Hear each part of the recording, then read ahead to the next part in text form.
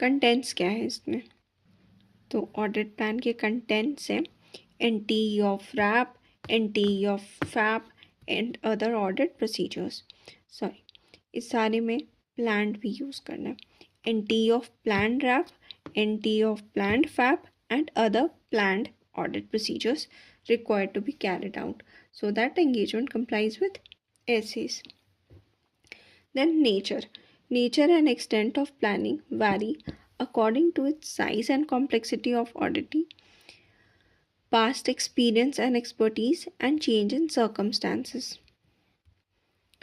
कितना प्लानिंग करना है, किस तरह का प्लानिंग करता है, वो डिपेंड करता है ऑडिटी के साइज और कॉम्प्लेक्सिटी पे, पास्ट एक्सपीरियंस और एक्सपर्टीज पे, और चेंज इन सर्कमस्टांसेस पे। Now, what are the changes? Auditor may need to modify the audit plan due to factors such as results of unexpected events. कुछ unexpected सा हो गया तो उसको change करना पड़ सकता है. Then changes in conditions.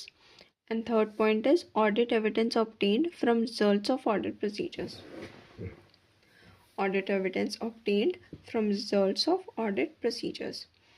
Now, what is the relationship between overall audit strategy and audit plan? Audit strategy guideline provide करता है ऑडिट प्लान को डेवलप करने के लिए। ये ऑडिट प्लान से पहले प्रिपेयर होता है और ऑडिट प्लान ज़्यादा डिटेल कंटेन करता है then audit strategy. Audit strategy और ऑडिट प्लान इंटर रिलेटेड होता है बिकॉज एक के चेंज में दूसरे का में भी चेंज आ जाता है। Now, what are the benefits or advantages of planning in audit of financial statements? First is